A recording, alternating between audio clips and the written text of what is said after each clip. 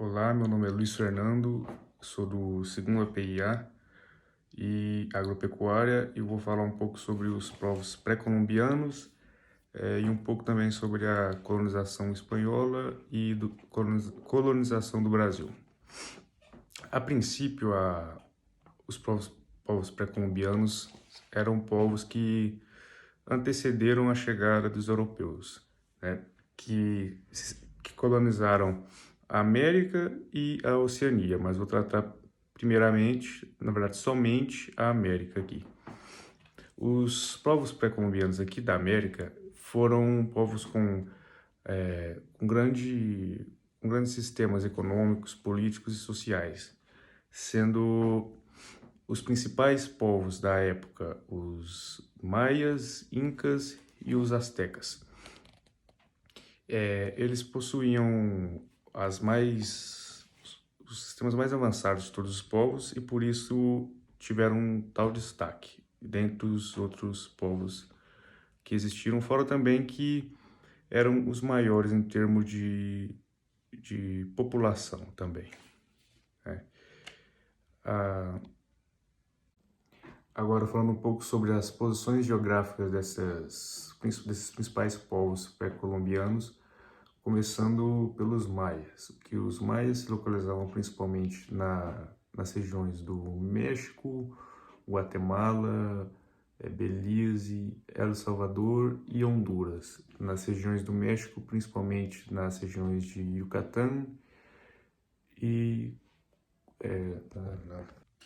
Agora falando um pouco sobre as posições geográficas desses principais povos pré-colombianos, vou começar falando sobre a posição dos maias, que se encontravam nas regiões do México, Guatemala, Belize, El Salvador e Honduras, na qual no México se localizavam principalmente nas regiões de Yucatán e Chiapas, e na Guatemala nas suas principais planícies. Já os povos incas se encontravam na região da América do Sul, que hoje seria o Peru, a Bolívia, o Equador, o Chile e a Argentina, e se estendia por todo esse território, no qual a sua capital ficava na cidade de...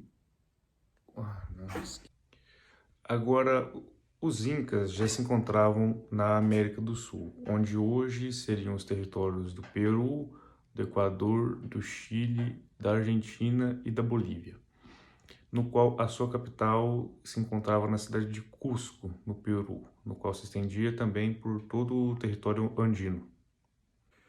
Agora vou falar também um pouco sobre as organizações políticas, econômicas e sociais desses três povos pré-colombianos. Começando pelos maias, a organização social era hierarquizada com uma elite dominante formada por nobres, sacerdotes e guerreiros, com uma grande massa também de agricultores. A economia era baseada na agricultura, no comércio, com destaque para o cultivo de milho, feijão e cacau.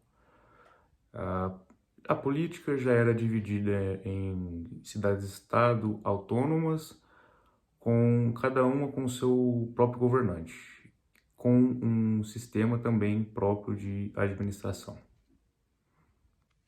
Já as organizações dos astecas de maneira social, era dividida em classes sociais, com a nobreza dominante e a população comum. A religião era uma parte importante também da sociedade, com destaque para sacrifícios humanos em homenagem aos seus deuses. A economia era baseada na agricultura, principalmente com destaque ao milho, algodão e feijão, e no comércio também de bens e serviços. Já a política era centralizada, era uma monarquia teocrática que o imperador governava com base em conselheiros e com conselheiros regionais, líderes regionais. Os incas também tinham uma organização social que era hierarquizada, que era uma elite uma elite dominante que era formada pelos governantes, sacerdotes e nobres, e uma massa maior de trabalhadores. A economia também era baseada na agricultura, com destaque para o cultivo de batata e milho e principalmente na construção de estradas e obras públicas. A política era centralizada e era em um império com um governante que governava com base em um sistema de administração que incluía os sacerdotes, os líderes regionais e os guerreiros. Agora eu vou falar um pouco sobre as principais obras de engenharia desses povos pré-colombianos, que mesmo em uma época em que não se existia nenhum tipo de tecnologia avançada, principalmente por ainda não terem sido colonizados pelos europeus e, consequentemente, não terem acesso às poucas tecnologias que eles produziam na época, ainda assim fizeram grandes obras de engenharia que possibilitaram um melhor estabelecimento desses povos aqui na América, né? Começando novamente pelos maias, eles eram conhecidos principalmente por construções monumentais, como as pirâmides, templos e palácios, que eram técnicas e avançadas de engenharia e arquitetura para a época, né? Desenvolveram também principalmente sistemas de irrigação complexo, como canais, reservatórios de água, que permitiram o cultivo de terras nas áreas secas que eles viviam, que dentre os três principais povos, eu acredito que tenham sido os povos que mais sofreram com a seca. Agora falando um pouco sobre os astecas, semelhantes aos maias, eles construíram grandes redes de canais e aquedutos, só que neste caso para transportar água da região montanhosa que eles viviam para a sua capital, Tenochtitlan, que ficava no meio do lago.